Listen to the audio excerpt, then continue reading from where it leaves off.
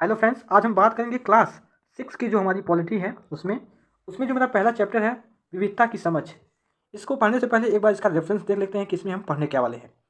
इसमें हम बेसिकली जानेंगे कि जो विविधता है वो क्या है। इसमें हम जानेंगे कि जो लोगों की सोच है किस प्रकार प्रभावित होती है, क्या अलग अलग समुदाय के साथ दोस्ती करना किस प्रकार रहता है, क्या लोग दोस्ती अलग अलग समुदाय के साथ करते हैं या नहीं। इसमें एक कहानी के थ्रू बताया गया है, इसको हम देखेंगे।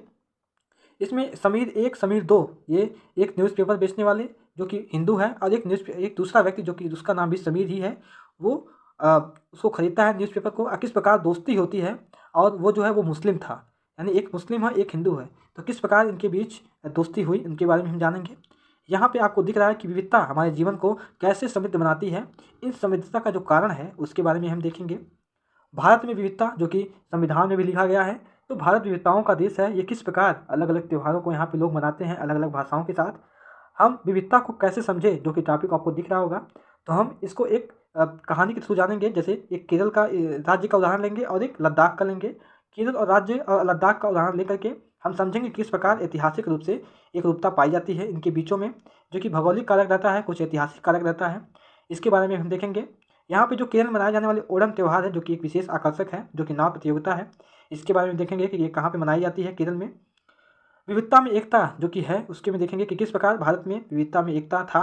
जब ब्रिटिश गवर्नमेंट थी तब भी हमारी जो भारत की स्वतंत्रता सेनानी थे, उन्होंने किस प्रकार विविधता में एकता की तरह परिभाषा देते हुए और एक दूसरे के साथ सामंजस्य स्थापित करके अपना लड़ाई लड़ी।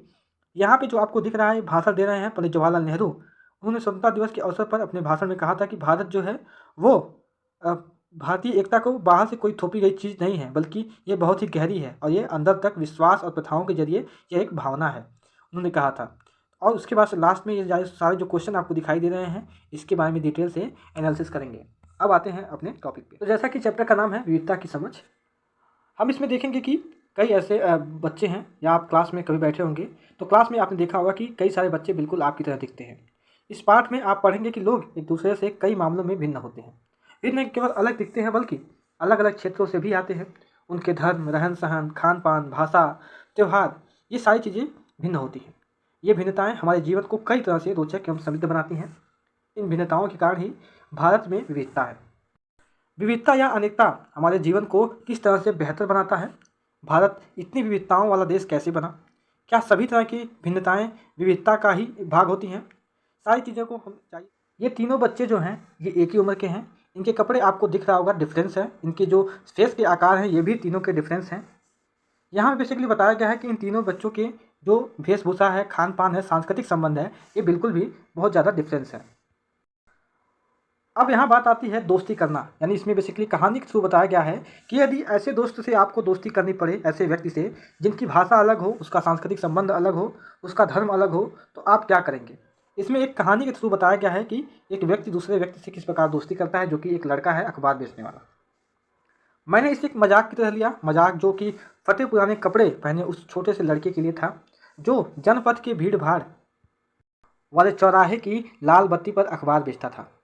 मैं जब भी वहाँ से साइकिल से गुजरता, वह अंग्रेजी का अखबार हाथ में लहराते हुए मेरे पीछे भागता और उस दिन की सुर्खियों को हिंदी अंग्रेजी के मिले जुले शब्दों में चिल्ला करके उसको सुनाता रहता था। इस बार मैं पटरी के सहारे रुका और मैंने उससे हिंदी का अखबार मांगा। उसका मुंह खुला का खुला रह गया। उसने पूछा, मतलब आपको हिंदी आती है। बिल्कुल, मैंने अखबार के पैसे देते हुए कहा। क्यों, तुमने क्या सोचा। वह रुका। पर आप लगते तो बड़े अंग्रेज हो। वह बोला, मतलब कि आप हिंदी पढ़ सकते हो। उसके बाद से उसने बोला कि सब्जेक्ट में, यानी सब्जेक्ट उसने पूछा। अब जो कभी स्कूल नहीं गया उसको मैं क्या समझाता कि सब्जेक्ट क्या होता है। वह कुछ होता तो मैं शुरू किया ही था कि बत्ती की जो, यानी बेसिकली इसमें बताया गया है कि मैंने शुरू ही किया था कि बत्ती हरी हो गई और मेरे पीछे गाड़ियों की हॉर्न का शोर शोर जो है वो 100 गुना बढ़ गया। मैंने भी अपने आप को ट्रैफिक के साथ आगे बढ़ने दिया। अगले दिन वह फिर से वहाँ आया और वहाँ पे खड़ा था। वह मुस्कुरा रहा था और मेरी तरफ हिंदी का अखबार बढ़ाते हुए उसने कहा, भैया आपका अखबार। अब बताइए ये सब्जेक्ट क्या चीज़ है। अंग्रेजी का यह शब्द उसकी जबान पर अजीब लग रहा था। ऐसा लगा मानो अंग्रेजी में सब्जेक्ट का शब्द का जो दूसरा अर्थ है प्रजा। उस अर्थ में वह उसका प्रयोग कर रहा है। ओह, यह कुछ पढ़ाई लिखाई से संबंधित है, मैंने कहा। उसके बाद चूंकि बत्ती लाल हो गई थी, तो मैंने पूछा, तुम कभी स्कूल गए हो? कभी नहीं, उसने जवाब दिया।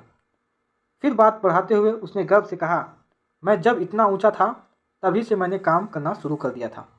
उसने मेरी साइकिल की गद्दी के बराबर अपने आप को नापा। मेरी माँ मेरे साथ आती थी, लेकिन अब मैं अकेले ही कर लेता हूँ। अभी तुम्हारी माँ कहाँ है? ऐसा उसने पूछा। पर अब तक बत्ती हरी हो गई थी और मैं चल पड़ा। मैंने उसे अपने पीछे कहीं से चिल्लाते हुए सुना।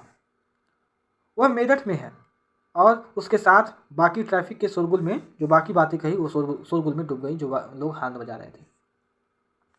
मेरा नाम समीर है, उसने अगले दिन कहा और बड़े शर्माते हुए मेरा नाम पूछा। आपका नाम? यह तो बड़े आश्चर्य की बात थी। मेरी साइकिल डगमगाई। मेरा नाम भी समीर ही था, मैंने बताया उसे। क्या? आपकी आंखें एकदम चमक उठी। हाँ, मैंने मुस्कुराते हुए कहा, तुम्हें पता है समीर का अर्थ क्या होता है?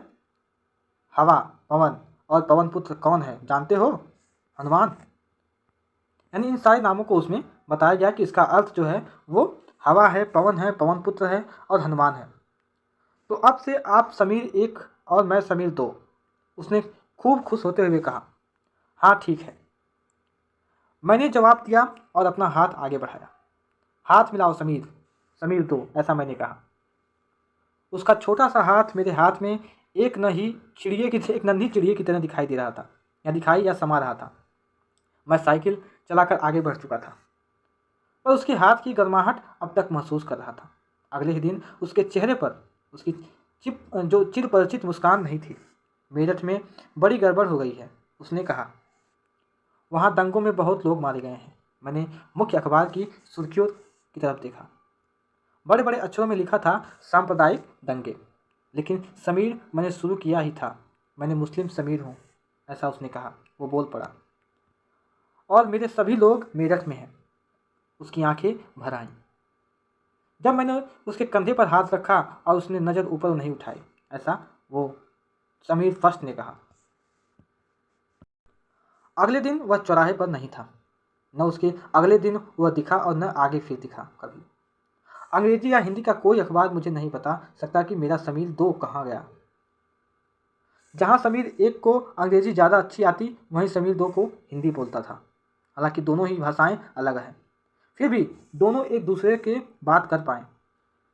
उन्होंने इसके लिए प्रयास किया क्योंकि उनके लिए बात करना महत्वपूर्ण था। समीर एक और समीर दो की धार्मिक और सांस्कृतिक पृष्ठभूमियाँ भी अलग थीं। जहाँ समीर जो है वो एक हिंदू था, वहीं समीर दो वो मुसलमान था। दोनों में दोस्ती जो है वो काफ़ी हो गई थी क्योंकि दोनों दोस्ती करना चाहते थे।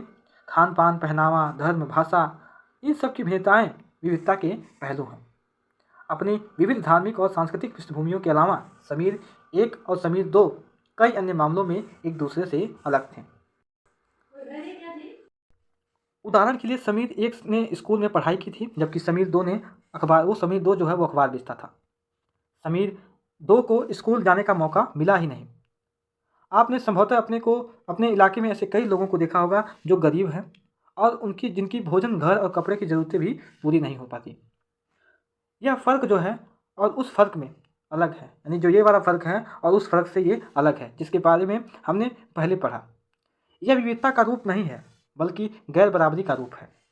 गैर बराबरी का मतलब यह है कि कुछ लोगों के पास न अवसर है और न ही ज़मीन या पैसे या संसाधन, और दूसरे के पास इसलिए गरीबी और अमीरी विविधता का रूप नहीं है। यानी एक के पास सारी सुविधाएं उपलब्ध हैं, दूसरे के पास जो सुविधाएं हैं वो एक भी सुविधा नहीं है। न उसके पास पैसे हैं, न उसके पास ज़मीन है और न उसके पास कोई अवसर है। ये जो खाई है और ये टीला का जो स्वभाव है, यानी कोई व्यक्ति जो कि बिल्कुल भी गरीब है, जिसके पास कुछ भी नहीं है, और एक व्यक्ति जिसके पास सारी सुविधाएं मौजूद हैं, उसके पास सारे अवसर हैं, ये जो है विविधता नहीं है, ये असमानता हम कह सकते हैं। यहाँ बेसिकली बात यही कह रहा है, गैर बराबरी। जाति व्यवस्था असमानता का एक और उदाहरण है। इस व्यवस्था में समाज को अलग अलग समूह में बांटा गया है।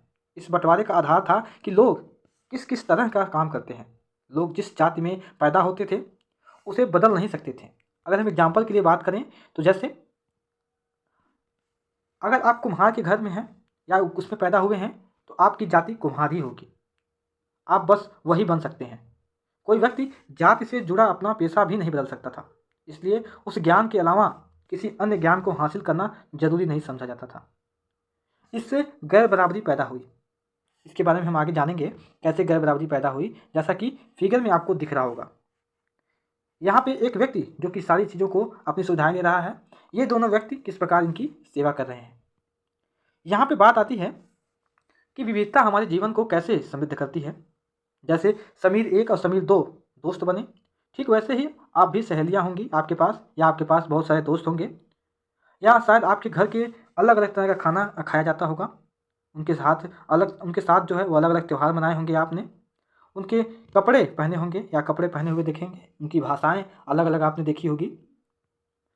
यहाँ पे बात आती है कि आपको शायद तरह तरह के जानवर, रानियाँ, साहसिक घटनाएं या भूतों की कहानियाँ पसंद होगी। संभवतः यही है कि आपको खुद कहानियाँ बनाना भी पसंद होगा। एक अच्छी कहानी पढ़ने से हमेशा खुशी मिलती है। उसको पढ़कर आप ज़्यादा कहानियाँ बनाने के लिए नए नए विचार आप मिलते हैं। जो लोग कहानियाँ लिखते हैं वे विभिन्न स्रोतों से किताबें और वास्तविक जीवन और कल्पना से प्रेरणा लेते हैं। कुछ ने अपने बचपन की यादों में गोते लगाएं, स्कूल और दोस्तों की मधुर यादों से निकलकर कुछ साहस की कहानियाँ लिखी। यहाँ पे बात आती है कि जो कहानी सुनाने वालों को ऐसी जगह पर रहना पड़े जहाँ लोग केवल दो ही रंग के कपड़े पहनते हों, लाल एवं सफ़ेद। एक तरह का खाना खाते हों, समान रूप से केवल दो पशु पक्षी ही पालते हों। अगर हम एग्जाम्पल के लिए बात करें, जैसे केवल जो हिरन और कौवा और केवल सांप सीढ़ी खेल से अपना मनोरंजन करते हों। यहाँ पे बात आती है सेकेंड में कि भारत में विविधता कैसी है। भारत विविधताओं का देश है, जैसा कि आपको पता ही है। हम विभिन्न भाषाएं बोलते हैं, विभिन्न प्रकार के खाना खाते हैं, अलग अलग त्योहारों को मानते हैं और भिन्न भिन्न धर्मों का पालन करते हैं। लेकिन यदि आप गहराई से सोचें तो वास्तव में कि एक ही तरह का चीज़ें करते हैं, केवल हमारे करने के तरीके अलग अलग हैं। हम विविधता को कैसे समझें, ये टॉपिक है, तो हम विविधताओं को कैसे समझते हैं इसके बारे में देखते हैं। जैसे करीब 200 वर्ष पहले जब रेल, हवाई जहाज, बस और कार हमारे जीवन का हिस्सा नहीं थे, तब भी लोग संसार के एक भाग से दूसरे भाग की यात्रा करते थे। वे पानी के जहाज में घोड़े या ऊंट पर बैठकर एक स्थान से दूसरे स्थान तक चलते थे, चाहे वे पैदल चल करके। अक्सर ये यात्राएं खेती और बसने के लिए नई जमीन की तलाश में या फिर व्यापार के लिए की जाती थी। क्योंकि यात्रा में बहुत समय लगता था, इसलिए लोग नई जगह पर अक्सर काफ़ी लंबे समय तक ठहर जाते थे। इसके अलावा भी सूखे और अकाल के कारण यहाँ पर कई लोग अपना घर बार छोड़ देते थे। लोग अपना पेट भर कर खाना उनको नहीं मिलता था, तो वे नई जगह पर जाकर बस जाते थे। अब आती है कि कुछ लोग काम की तलाश में भी जाते थे, कुछ लोग युद्ध के कारण भी अपना घर छोड़ देते थे। लोग जब नई जगह में बसना शुरू करते थे तो उनके रहन सहन में थोड़ा बदलाव आ जाता था। कुछ चीज़ें वे नई जगह की अपना लेते थे जो वहाँ के पर्यावरण के हिसाब से संतुलित था, और कुछ चीज़ें वे पुराने ढंग से अपना काम करते रहते हैं। इस तरह से उनकी जो भाषा है, भोजन, संगीत, धर्म आदि में नए और पुराने का जो मिश्रण है वो होता रहता था। उनकी सांस्कृतिक और नई जगह की सांस्कृतिक में आदान प्रदान होता था और धीरे धीरे एक मिश्रित यानी मिली जुली संस्कृति उभरी। अगर अलग अलग क्षेत्रों का इतिहास देखें तो हमें पता चलेगा कि किस तरह से विभिन्न सांस्कृतिक प्रभावों से वे वहाँ के जीवन और संस्कृति को आकार देने में योगदान दिया है या योगदान किया है। इस तरह से कई क्षेत्र अपने विशिष्ट इतिहास के कारण विविधता संपन्न हो जाते थे। ठीक उसी प्रकार लोग अलग अलग तरह की भौगोलिक स्थितियों से किसी प्रकार की सामंजस्य बैठाते थे या बैठाते हैं, उससे भी विविधता उत्पन्न होती है। अगर हम एग्जाम्पल के पास बात करें, जैसे समुद्र के पास रहने में और पहाड़ी इलाकों में रहने में बहुत ज़्यादा फ़र्क है। न केवल वहाँ के लोगों के कपड़े और खान पान की आदतों में फ़र्क होगा, बल्कि जिस तरह का काम वे करेंगे वे भी अलग अलग होंगे। शहरों में अक्सर लोग यह भूल जाते हैं कि उनका जीवन उनके भौतिक वातावरण की किस तरह से गहराई से जुड़ा हुआ है। ऐसा इसलिए कि शहरों में लोग विरले ही सब्जी या अनाज उगाते हैं, वे इन चीज़ों के लिए बाजार पर ही निर्भर रहते हैं। भारत के दो भागों जैसे लद्दाख और केरल के उदाहरण के जरिए यह समझने की कोशिश करेंगे कि किसी क्षेत्र की विविधता पर उनके ऐतिहासिक और भौगोलिक कारकों का क्या असर पड़ता है। अगर हम भारत की मैप की बात करें, जैसे ये हमारा कोस्टल एरिया है, यहाँ पर जो है ये केरल है, और जो ये वाला इलाका है, ये वाला यहाँ पे लद्दाख है। ठीक है, हमने मैप में जाना। अब आते हैं कि लद्दाख की बात करते हैं। लद्दाख की यहाँ पे दिया हुआ है, आपको फिगर भी दिख रहा होगा कि ये लद्दाख का फिगर है। यहाँ पे हम बात करेंगे कि लद्दाख जम्मू और कश्मीर के पूर्व में पहाड़ियों में बसा एक रेगिस्तान इलाका है। यहाँ पर बहुत कम संभव है खेती करना, क्योंकि इस क्षेत्र में बारिश बिल्कुल भी नहीं होती है। इस इलाके पर हर वर्ष काफ़ी लंबे समय तक बर्फ़ यहाँ पे ढका रहता है। इस क्षेत्र में यहाँ पे बहुत कम पेड़ पाले उगते हैं। पीने के लिए पानी का उपयोग गर्मी के महीनों में पिघलने वाली बर्फ़ पर निर्भर लोग यहाँ पे रहते हैं पानी के लिए। यहाँ के लोग एक खास किस्म की बकरी होती है जिसका नाम पश्मीना है, उससे पश्मीना ऊन उनको मिलता है। यह ऊन कीमती है, इसलिए पश्मीना शाल बड़ी महंगी होती है। लद्दाख के लोग बड़ी सावधानी से इस ऊन को इकट्ठा करके कश्मीर के व्यापारियों को बेच देते हैं, और मुख्यतः कश्मीर में ही पश्मीना शालें केवल बुनी जाती हैं। यहाँ के लोग दूध से बने पदार्थ जैसे मक्खन, चीज़ एवं मांस खाते हैं। हर एक परिवार के पास कुछ गाय और बकरी और याक होते हैं। याक के बारे में हमने पहले ही बताया था। रेगिस्तान होने का यह मतलब नहीं कि व्यापारी यहाँ आने के लिए आकर्षित नहीं हुए। लद्दाख तो व्यापार के लिए एक अच्छा रास्ता माना गया, क्योंकि यहाँ कई घाटियाँ हैं जिनसे गुजरकर मध्य एशिया के काफिले उस इलाके में पहुँचते थे, जिसे आज हम तिब्बत कहते हैं। ये काफिले अपने साथ मसाले, कच्चा रेशम, दादिया और ये सब लेकर के चलते थे। लद्दाख के रास्ते ही बौद्धिक धर्म तिब्बत पहुंचा। लद्दाख को छोटा तिब्बत भी कहते हैं।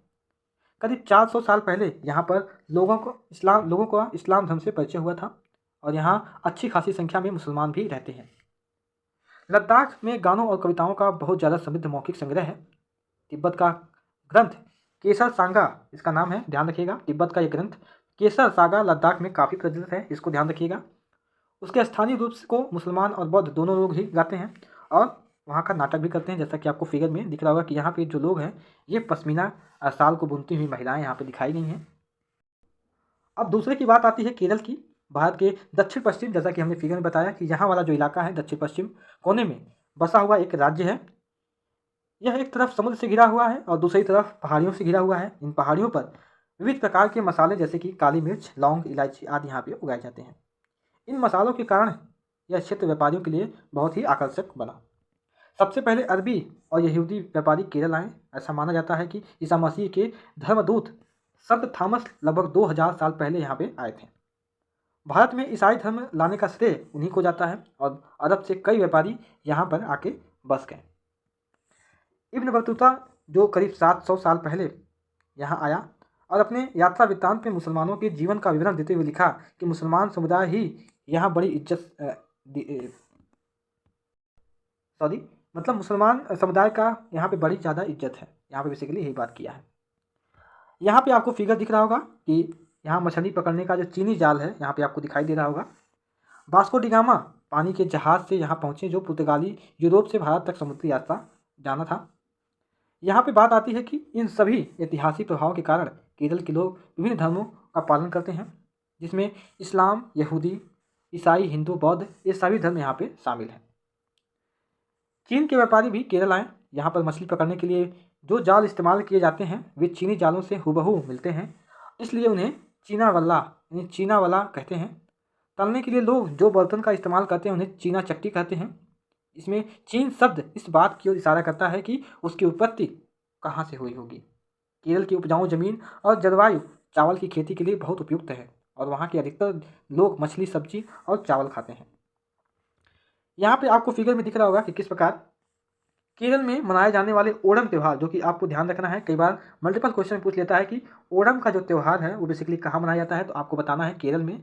ये जो है बेसिकली नाव से संबंधित है। ये आपको दिख रहा होगा कि किस प्रकार नाव की यहाँ पे रेस लगाई जाती है। ठीक है, अब यहाँ आता है कि जहाँ केरल और लद्दाख जो है उसकी भौगोलिक स्थितियाँ एक दूसरे से बिल्कुल भी अलग हैं, वहीं हम यह देखते हैं कि दोनों क्षेत्रों के इतिहास एक ही प्रकार के सांस्कृतिक प्रभाव हैं। दोनों ही क्षेत्र को चीन और अरब से आने वाले व्यापारी ने प्रभावित किया है। जहाँ केरल की भौगोलिक स्थिति ने मसालों की खेती संभव बनाई, वहीं लद्दाख का विशेष भौगोलिक स्थिति और ऊन से व्यापारियों को अपनी ओर खींचा। यहाँ पे आपको ध्यान रखना है कि केरल जो है बेसिकली क्यों फेमस है, मसालों के लिए, और जो लद्दाख है बेसिकली क्यों फेमस है वो है पश्मीना शाल के लिए। क्लियर है। अब यहाँ पे बात किया है कि विविध संस्कृति का प्रभाव केवल बीते हुए कल की बात नहीं है, हमारे वर्तमान जीवन का आधार ही काम के लिए एक जगह से दूसरी जगह जाना है। हर एक कदम के साथ हमारे सांस्कृतिक रीति रिवाज और जीने का तरीका धीरे धीरे उस नए क्षेत्र का हिस्सा बन जाते हैं जहाँ हम पहुँचते हैं। ठीक इसी तरह अपने पड़ोस में हम अलग अलग समुदाय के लोगों के साथ रहते हैं और अपने रोज़मर्रा के जीवन में हम मिलजुल करके काम करते हैं और एक दूसरे के रीति रिवाज और परंपराओं में घुल मिल जाते हैं। यहाँ पे बात आती है कि विविधता में एकता ये भारत की हमारी प्राथमिकता है। इसमें ये कैसे है, तो भारत की विविधता या अनेकता को उसकी ताकत का स्रोत माना गया है। जब अंग्रेज का भारत पर राज था तो विभिन्न धर्म, भाषा और क्षेत्र की महिलाएं और पुरुषों ने अंग्रेजों के खिलाफ मिल करके लड़ाई लड़ी। भारत के स्वतंत्रता संग्राम में अलग अलग परिवेशों के लोग शामिल थे। उन्होंने एकजुट होकर के आंदोलन किया और इकट्ठा जेल गए और अंग्रेजों का अलग अलग तरीकों से विरोध किया। अंग्रेजों ने सोचा कि वे भारत के लोगों में फूट डाल सकते हैं क्योंकि उनमें काफ़ी विविधताएं हैं और इस तरह उनका राज चलता रहेगा। मगर लोगों ने दिखला दिया कि वे एक दूसरे को से चाहे कितने भी भिन्न हों, अंग्रेजों के खिलाफ लड़ी जाने वाली लड़ाइयों में वे सभी एक हैं। यहाँ पे एक नाट्य के जरिए कविता कहा गया है कि दिन खून के हमारे प्यारे ने भूल जाना, खुशियों में अपने हम पर आंसू बहा के जाना, सैयाद ने हमारे चुन चुन के फूल तोड़े, वीरान इस चमन में कोई गुल खिला के जाना, दिन खूब के हमारे। ये बेसिकली कविता है, बड़ी अच्छी कविता यहाँ पे कही गई है, लेकिन टाइम का बाउंडेशन है इसलिए आप इसको देख लीजिएगा। यहाँ पे पंडित नेहरू का स्वतंत्रता संग्राम के अवसर पर पंडित जवाहरलाल नेहरू ने भाषण दिया था। आपको फिगर में दिख रहा होगा ये चीज़ें। यहाँ पे उन्होंने कहा था कि यह गीत अमृतसर में हुए जलियांवाला बाग, जो ऊपर हमने आपको गीत बताया है, ये गीत जो है ये अमृतसर में हुए जलियांवाला बाग हत्याकांड के बाद गाया जाता था। इस हत्याकांड में एक ब्रिटिश जनरल ने उन शांतिप्रिय निहत्थे लोगों पर खुलेआम गोलियां चलवा दी जो बाग में इकट्ठा होकर सभा कर रहे थे। महिला, पुरुष, हिंदू, मुसलमान एवं सिख के कितने लोग मारे गए थे जो अंग्रेजों की पश्चातापूर्ण नीति का विरोध करने के लिए जमा हुए थे। उसमें से बहुत लोगों की जानें गईं और उससे भी ज़्यादा घायल हुए। यह गीत उन्हीं शहीदों की याद में गाया जाता था।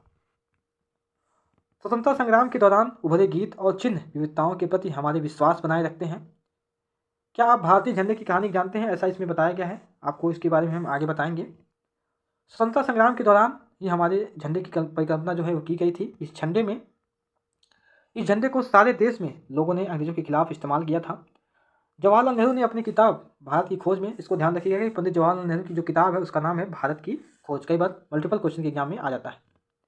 भारतीय एकता को कोई बाहर से थोपी गई चीज़ नहीं है, ऐसा उनमें लिखा था किताब में, बल्कि यह बहुत ही गहरी है जिसके अंदर अलग अलग तरह की विश्वास और प्रथाओं को स्वीकार करने की भावना है। इसमें विविधता को पहचाना और प्रोत्साहित किया जाता है। यह नेहरू जी ने ऐसे थे जिन्होंने भारत का विविधता का वर्णन करते हुए अनेकता में एकता का विचार हमें दिया है। रविन्द्रनाथ टैगोर द्वारा रचित राष्ट्रगान भी भारतीय एकता को ही एक अभिव्यक्ति है। राष्ट्रगान किस तरह से एकता का वर्णन करता है इसको हमें देखना चाहिए। अब आते हैं अपने मल्टीपल क्वेश्चन की तरफ। इसमें जो मेरा पहला क्वेश्चन है वो क्या है कि अपने इलाके में मनाए जाने वाले विभिन्न त्योहारों की सूची बनाइए। इनमें से कौन से त्यौहार सभी समुदाय द्वारा बनाए जाते हैं? तो हम त्योहारों के बारे में देखते हैं। जैसे कि पहला हो सकता है गणतंत्र दिवस, होली हो सकता है, लोहड़ी हो सकता है, गांधी जयंती हो सकता है, स्वतंत्रता दिवस, दिवाली, नवरात्रि, ईद, बकरीद, दशहरा, बुद्ध पूर्णिमा, गणेश चतुर्दशी, गुरु नानक जयंती, क्रिसमस डे। ये सारे त्यौहार हैं।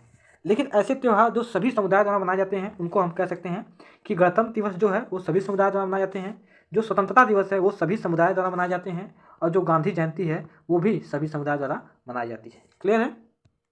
इसमें मेरा जो दूसरा क्वेश्चन है वो क्या है कि आपके विचार में भारत की समृद्ध एवं विविध विरासत आपके जीवन को कैसे बेहतर बनाती है? तो इसमें आप लिख सकते हो कि भारत जो है ये भारत देश विविधताओं से भरा हुआ है। यहाँ भिन्न भिन्न प्रकार की भाषाएं बोली जाती हैं और विभिन्न जातियों और धर्म के लोग यहाँ पे बसते हैं। यहाँ के लोगों की जो खान पान है और कपड़े हैं वो भी, रहन सहन, इन सारी चीज़ों में भिन्नताएं पाई जाती हैं। हम सब लोग इन विभिन्न लोगों के संपर्क में आते रहते हैं, उन्हें जानते हैं, पहचानते हैं, उनसे दोस्ती करते हैं, उनके साथ पढ़ते हैं और उनसे जो है कुछ नया सीखते हैं।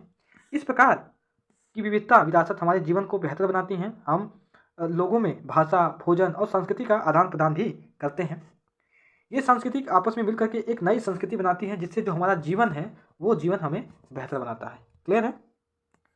अब यहाँ पे हमारा थर्ड क्वेश्चन क्या आता है कि आपके अनुसार अनेकता में एकता का विचार भारत के लिए कैसे उपयुक्त है? भारत की खोज जो किताब है पंडित नेहरू द्वारा, ये किस तरह से हमारा फ़ायदा करेगा, यानी अनेकता की एकता बारे में हमें क्या कहना चाह रहे हैं नेहरू द्वारा, यहाँ पे भारत की खोज जो उनकी किताब है। ठीक है, इसमें आप कह सकते हो कि जो भारत की शुरुआत में विविधताओं से भरा हुआ देश है, शुरुआत से ही यहाँ के लोग एक दूसरे की भाषाओं और धर्मों से भिन्न हैं अथवा अनेक हैं, परंतु जब अंग्रेज भारत पर राज था अंग्रेजों का, तो उस समय यही विभिन्न धर्म, भाषा और जाति के लोग एकजुट होकर के लड़ाइयाँ लड़ी थी और अनेकता में एकता होने की परिभाषा इसी हिसाब से दी थी। ये हो जाएगा पहले क्वेश्चन की तरह यहाँ पे। अब यहाँ पे आया है सेकंड में। इसी तरह जब यूपीएससी का मेंस आता है या पीसीएस लेवल के मेंस आते हैं या आरओ या एआरओ की मेंस आते हैं, उसमें जो जितना क्वेश्चन आपको पूछा जाता है आपको उसी तरीके क्वेश्चन का फॉर्मेट दे देगा और जितने क्वेश्चन आपसे पूछे जाएंगे उसी हिसाब से आपको आंसर देना है। इसमें मैं सेकंड पोर्शन का आंसर देना चाह रहा हूँ। इसमें जो सेकंड पोर्शन का आंसर ये है कि जवाहरलाल नेहरू ने जो उनकी किताब थी अनेकता में एकता के बारे में कहा था कि भारतीय एकता कोई बाहर से थोपी गई चीज़ नहीं है, बल्कि यह बहुत ही गहरी है, जिसके अंदर अलग अलग तरह के विश्वास और प्रथाओं को स्वीकार करने की भावना है। इसमें विविधता को पहचानने और प्रोत्साहित किया जाता है इसमें। ठीक है, अब आते हैं अपने चौथे क्वेश्चन की तरफ। यहाँ पे दिया गया है कि जलियांवाले बाग हत्याकांड के ऊपर लिखे गए गाने की उस पंक्ति को चुनिए जो आपके अनुसार भारत की एकता को अनिश्चित रूप से झलकाती है। तो इसमें आपने पढ़ लिया होगा आई होप। ऊपर इसमें बताया गया है, एक बार हम आपको दिखा देना चाहते हैं। यहाँ पे जो ये वाली पंक्ति है, ये पंक्ति जो है यही दिखाती है अनेकता में एकता झलकाती हुई। जैसे हिंदुओं मुस्लिमों की होती है आज होली, बहते हैं एक रंग में दामन भिगो के जाना, दिन के खूब हमारे, यहाँ पे ये वाला दर्शाया गया है। तो ये वाला जो पोर्शन था यही जो है झलकाता है हमारी एकता, अनेकता में एकता। यहाँ पे जो मेरा लास्ट क्वेश्चन आता है कि लद्दाख एवं केरल की तरह भारत का कोई एक क्षेत्र चुनिए और अध्ययन कीजिए कि कैसे उस क्षेत्र की विविधता को ऐतिहासिक और भौगोलिक कारकों ने प्रभावित किया है। क्या ये ऐतिहासिक और भौगोलिक कारक आपस में जुड़े हुए हैं? यदि हैं तो कैसे? ये वाला क्वेश्चन बहुत ही टफ है, तो इसको एक बार देखते हैं इसमें क्या कहा गया है। इस वाले क्वेश्चन को आपको कमेंट में या स्वयं आपको बताना है। क्लियर है? उसके बाद से ये मेरा जो चैप्टर है यहाँ पे समाप्त हुआ। तो आज की वीडियो में बस इतना ही। Thank you very much.